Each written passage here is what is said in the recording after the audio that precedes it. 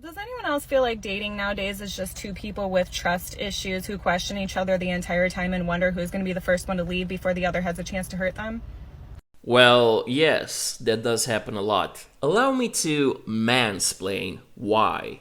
You see, we live in the age of social media and dating apps, and if you were to describe modern dating with only one meme, it would be this. Give them nothing, but take from them everything!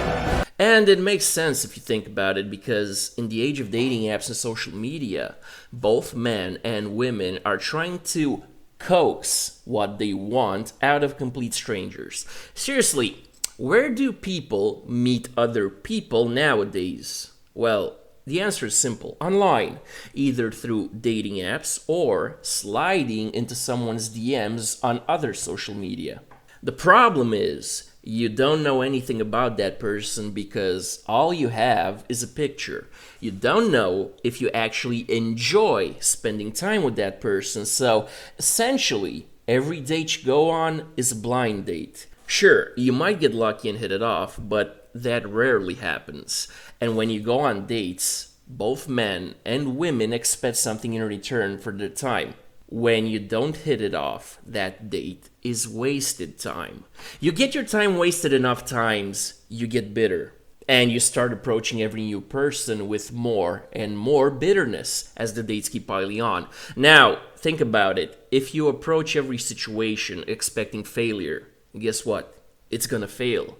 Then you start thinking, you know what? I've had it with this BS. I deserve more. And you start getting pickier and pickier, and you start trying to manipulate the other person into getting what you want. You keep wanting, but you're not getting. It's a vicious cycle that's really tough to break. Because on social media and dating apps, every match is validation. Every like and fire emoji is validation. If you get off dating apps or Instagram, the validation stops. You're not pretty anymore. You're not relevant anymore. As if people on the internet actually give a crap. Nobody cares!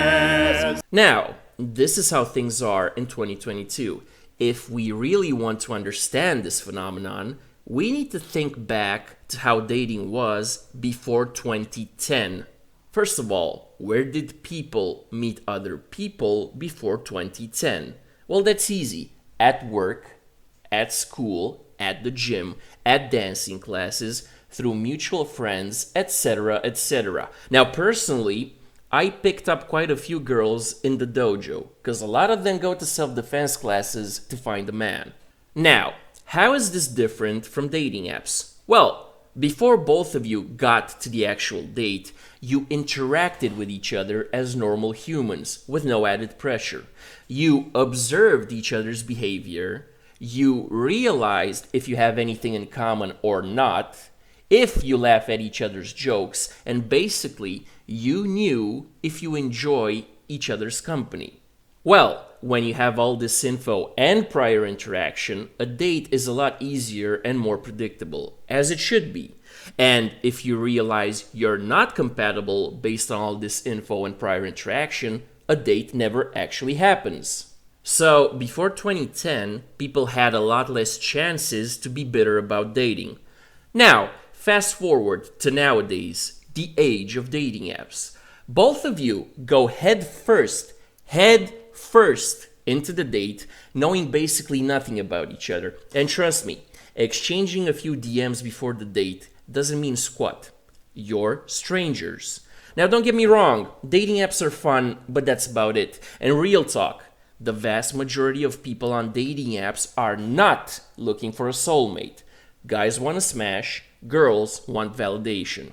And a lot of the time, like I've said before, it's all just a game, trying to extract what you want without giving the other person what they want. And it makes sense, because you're strangers.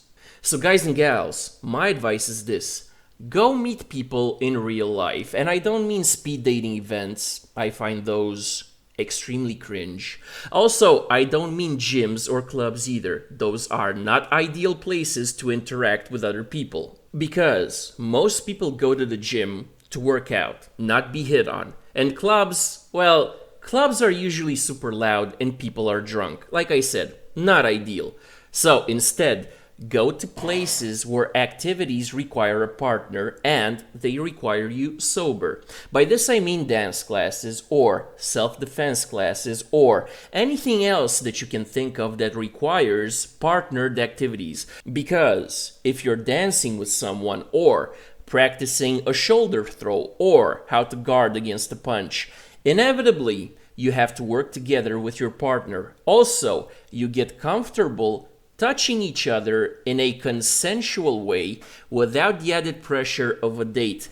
And more real talk, even if you don't find a significant other in these environments, it's very possible that you might find a friend. And that's the bottom line, 'cause Stone Cold said so.